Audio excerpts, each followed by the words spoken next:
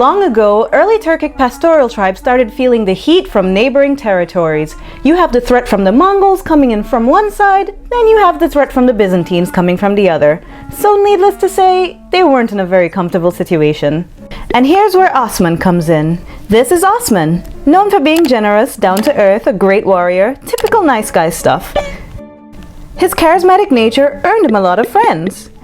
One day he had a dream, so he went to have a talk with his holy homeboy Sheikh Edebali. He reportedly said, "A tree grew forth from my navel, and its branches extended and covered the whole world." Well, congratulations! That means you're going to be the progenitor of a great empire. Also, you can have my daughter. So he rallied his nomadic friends to fend off the impending threats. His forces became so strong, even the Mongols started backing off. He also decided to launch an attack on the Byzantine border. To their amazing luck, it rained, shifting the fortifications along the Byzantine border, and so Osman and his soldiers rode in, thus extending his reach into Byzantine territory. Then came his son, Sultan Orhan I. Orhan was the first self-proclaimed Sultan of the Ottomans. He conquered the Bursa territory, built schools, established a monetary system with coins, and made it his capital. The nomadic Ottomans then learned to settle down for a bit. The Ottomans were unique in their approach because they exercised a policy of tolerance. Conquer and tax, rather than conquer and convert. Not that they cared much for religious freedom or anything, it was just easier for them to conquer and subdue territories that way. It was pretty much like some guy in a giant head onion says he rules us now and all we have to do is pay less taxes than we did before. Doesn't sound like a bad idea to me. This new policy of tolerance was pretty popular amongst people who didn't like to die, which happened to be quite a few people. So a lot of Christians actually welcomed Ottoman rule, making it even easier for them to conquer. He also helped out Emperor Cantacuzene, and also got his daughter as part of the deal. Sultan Murad I devised a plan to create the ultimate military force in 1383. He rounded up all the young Christian boys for inspection, and those deemed strong and healthy enough would then be pretty much kidnapped and trained intensely in combat and schooled in Islam and other subjects. Thus the Janissaries were born. How is that hat even practical for combat in any way?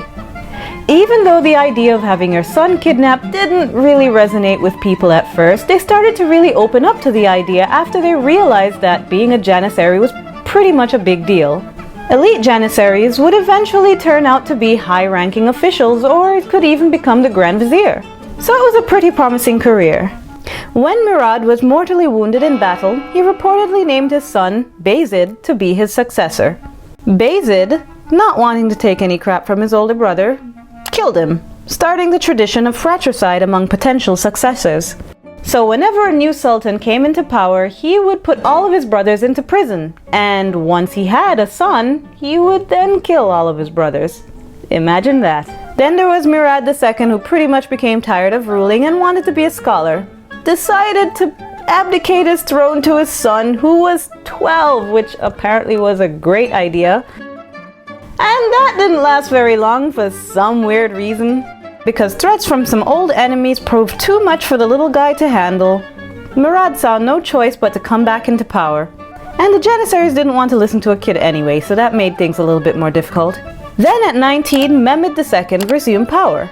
The Janissaries still didn't take him very seriously because they were used to listening to the old man. But this time, he did not take crap from the Janissaries. He said, "You can either be loyal or be banished." He became obsessed with the thought of conquering Constantinople. He enlisted the help of this talented Hungarian cannon maker named Orban, who actually came to make cannons for the Byzantines. But Constantine could not afford to pay his price. Mehmed, on the other hand, told him he could pay him 4 times his asking price. Being cheap will cost you an empire. And then 21-year-old Mehmed II did the unthinkable and conquered Constantinople. And so he became known as Mehmed the Conqueror. Then there was Bayezid II. He had a pretty peaceful reign which pissed off his hot-headed sons who thought he shouldn't be such a softie. His son Selim won the support of the Janissaries and took over. Selim the Strong, who looks more like Selim the Sad, set his sights on the Middle East. I'd like to sow my seeds in that fertile crescent. And he did. And for the first time in Ottoman history, they ruled over a majority Muslim population rather than a majority Christian population. The sultans of Ottoman history each had a nickname which was usually very telling about their personality or reign. You have nicknames like the Just, or the Young, or the Warrior, and even some pretty unfortunate ones like the Deranged, or just literally the Unfortunate. The Ottoman Empire spanned for over 600 years, changing the course of history forever. The early 20th century marked the end of the Ottoman Empire, and in 1923 Turkey became an independent country. The history of the Ottoman Empire in a nutshell. Too much awesome history to fit in under 10 minutes. Thanks for watching and keep learning.